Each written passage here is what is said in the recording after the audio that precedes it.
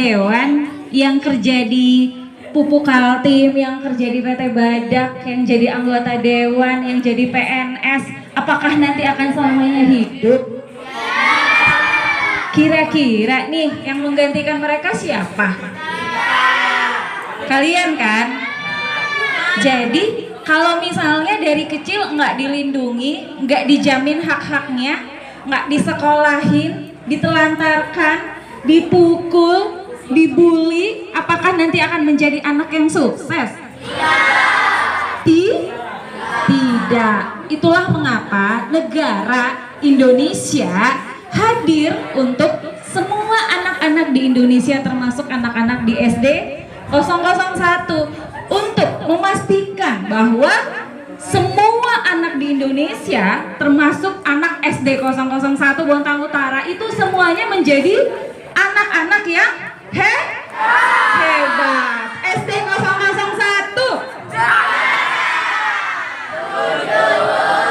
itu sering banget dilakukan oleh bocil-bocil. Iya loh.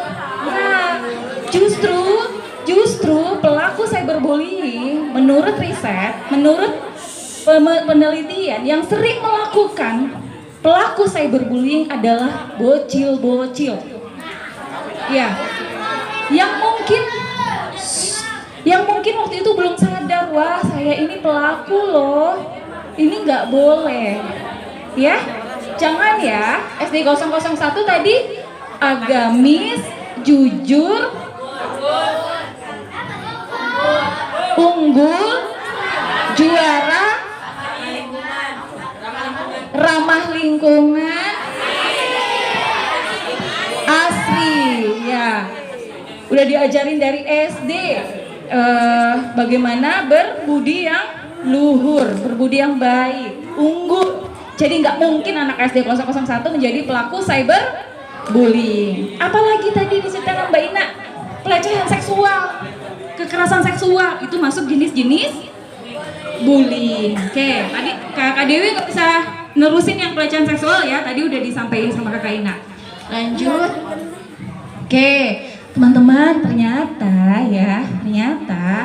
bullying itu ada sebabnya loh. Jadi nggak semua anak-anak itu tiba-tiba menjadi pelaku bully. Iya, nggak semuanya anak-anak pelaku bully itu sebenarnya berniat jahat. Enggak, ternyata ada sebabnya.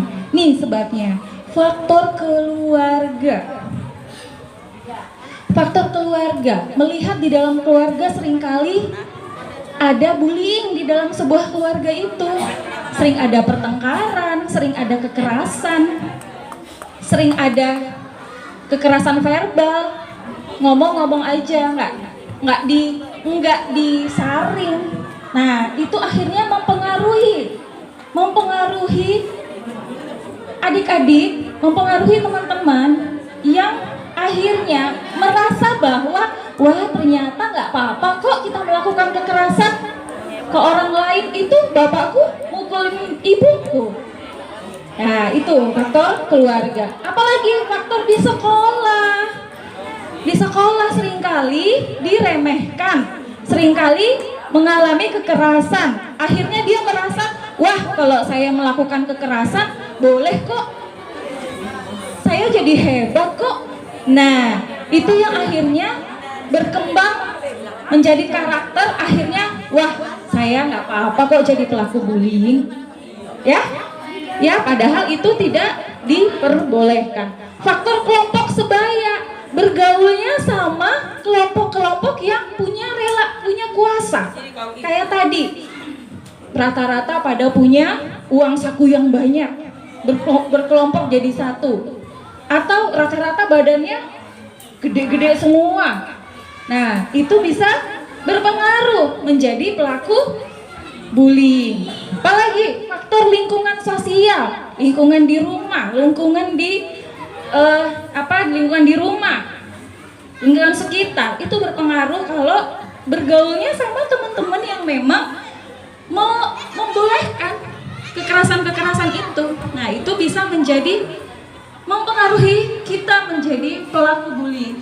Tayangan televisi, media sosial, media Semuanya pada punya TikTok? Ada.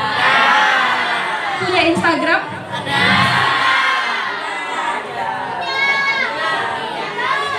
Kak Dewi mau nanya, di FYP kalian apa yang sering muncul? Satu-satu orang yang ngomong. Game, berarti kamu suka main game ya? Jadi FYP-nya semuanya tentang game.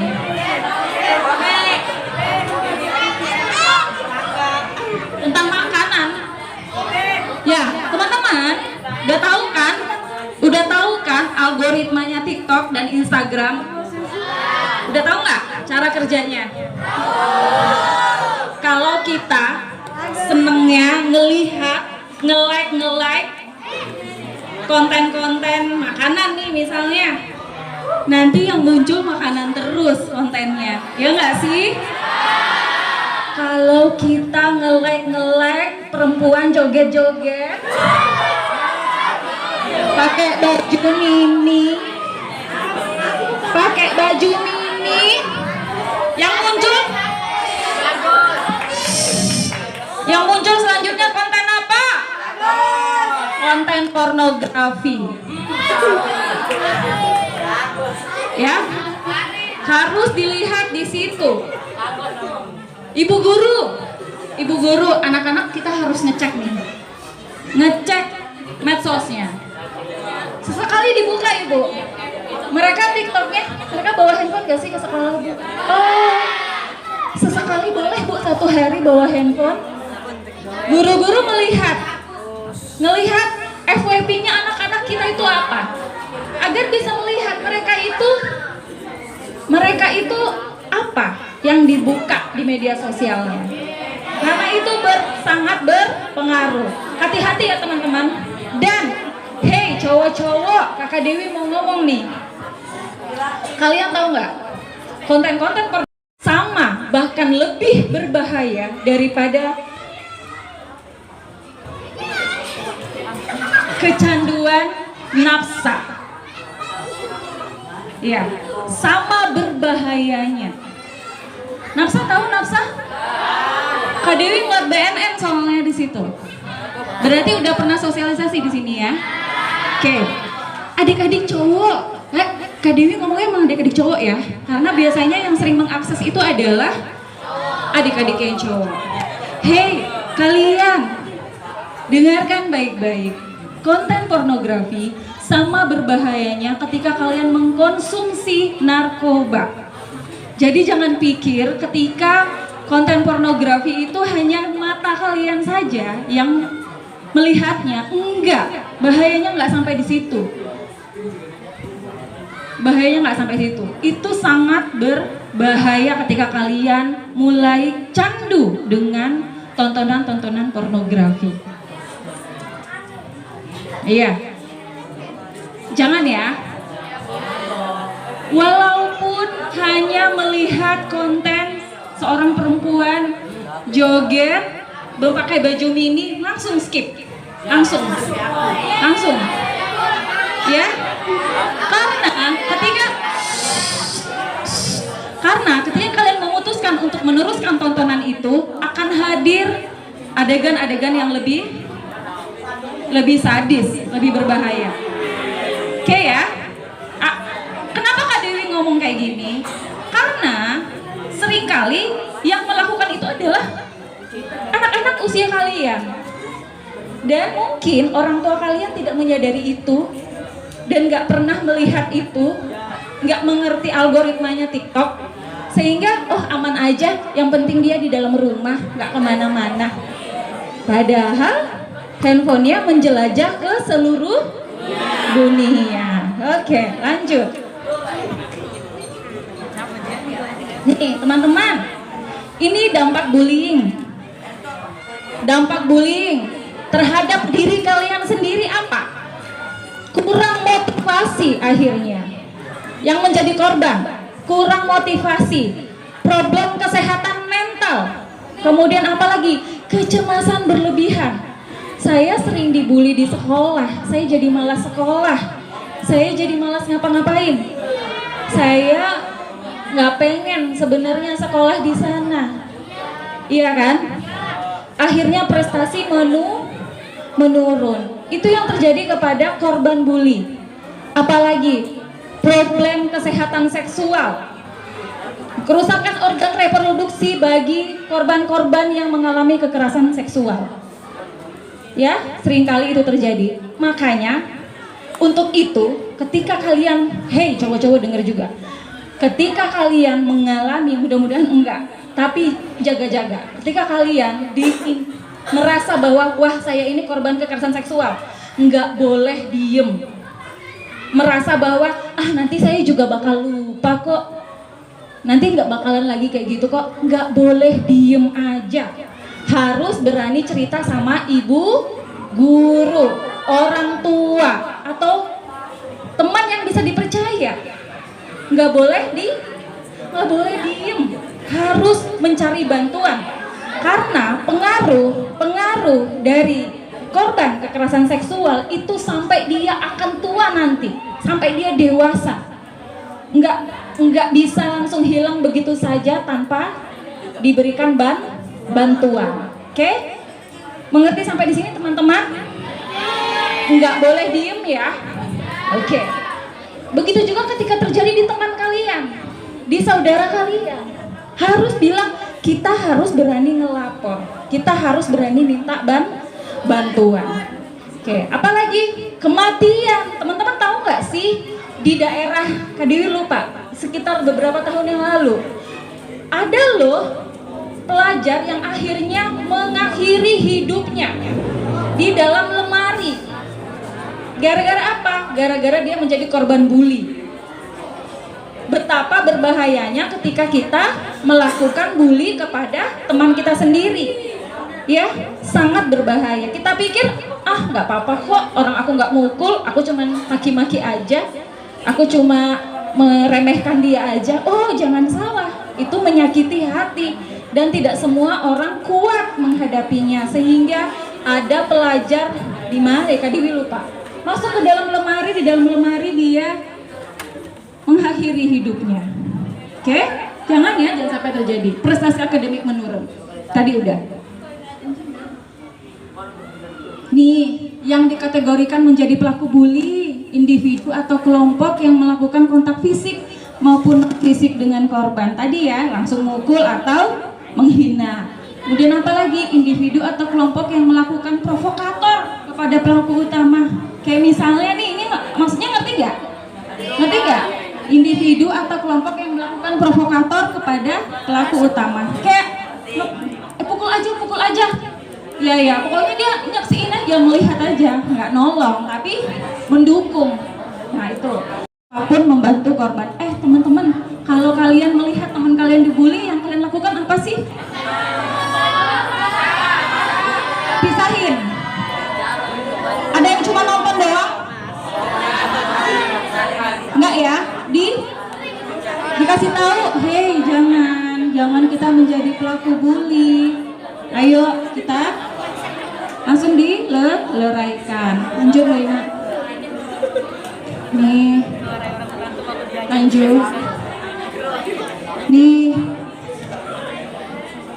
teman-teman, kita bentar lagi sampai di akhir materi. Cara mengatasinya adalah mungkin untuk ibu-ibu guru sepertinya, menciptakan kultur sekolah yang aman dan nyaman, dan ada mekanisme pencegahan dan kekerasan terhadap anak. Jadi lingkungannya itu menjadi aman dan nyaman. Kemudian ada mekanisme pelaporan untuk kasus-kasus kekerasan. Apalagi kemudian mengajarkan anak atau teman bahwa penyelesaian permasalahan itu bukan dengan kekerasan. Ya, kalau kalian mencari solusi kalau ada masalah, bukan penyelesaiannya adalah kekerasan, tapi di heart to heart, bicara dari hati ke hati, minta bantuan sama bapak dan ibu guru. Ya, nggak boleh menyelesaikan sendiri untuk permasalahan yang benar-benar nggak bisa diselesaikan. Nilai-nilai agama, sholat, mengaji, datang ke gereja, itu semuanya adalah pemahaman nilai-nilai agama. Kemudian pendekatan konseling dan musyawarah bagi pelaku dan korban, itu untuk Bapak dan Ibu guru yang memfasilitasi. Lanjut Mbak Ina. Oke, teman-teman, ini ada sanksi. Nah, ini ada sanksi. Sanksi pelaku bullying. Oh, ada ternyata ya. Ya, 3 tahun 6 bulan dan denda 72 juta. Apalagi kalau korbannya luka berat. Nah, kalau luka berat, sanksinya 6 tahun penjara, denda 100 juta. Oke. Nah, dalam hal korban meninggal dunia 10 tahun 200 juta. Ya, jangan dikira bullying itu nggak ada hukuman. Nah, ya. Jadi teman-teman sekarang udah tahu ya, wawasannya udah banyak. Wow, ternyata begitu ya jenis-jenis kekerasan. Kenapa anak harus dilindungi? Apa sanksinya bullying? Udah tahu ya. Lanjut Mbak Ina. Nah, teman-teman, adik-adik, ini ada nomor telepon. Nomor telepon ini kalian bisa akses ketika kalian mengalami kekerasan. Ya, misalnya ada kekerasan yang tadi disebutkan oleh Mbak Ina, kalian merasakan itu atau orang-orang terdekat kalian merasakan itu, boleh langsung suruh melapor ke nomor ini. Oke, dicatat, siapa tahu itu perlu. Baik, sekian dulu materi yang Kak Dewi sampaikan, mudah-mudahan bermanfaat. Kalau ada yang ditanyakan silakan bertanya. Kalau bisa dijawab nanti kami jawab. Kalau nggak bisa dijawab nanti kami belajar lagi untuk menjawab pertanyaan kalian. Oke, terima kasih. Mohon maaf kalau ada salah.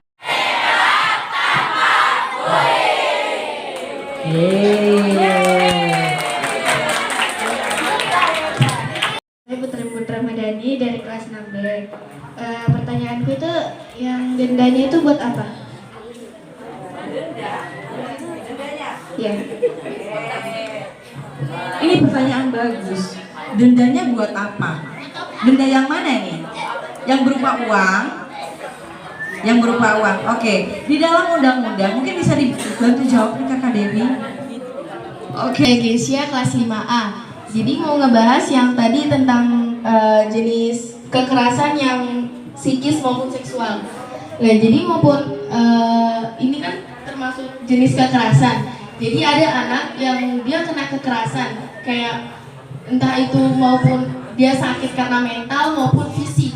Nah, sehingga dia itu jadi cenderung kayak dia mau cenderung tidak mau kayak mau ngomong, gak mau berpartisipasi. Nah, dia kayak untuk memajukan semangatnya lagi agar dia mau berpartisipasi, bersemangat di dunia luar tuh seperti apa?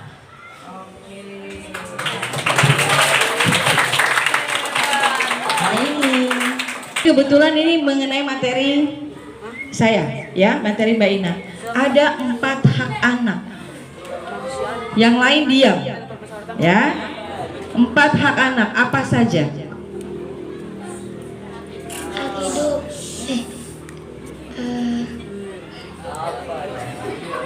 hak tumbuh kembang.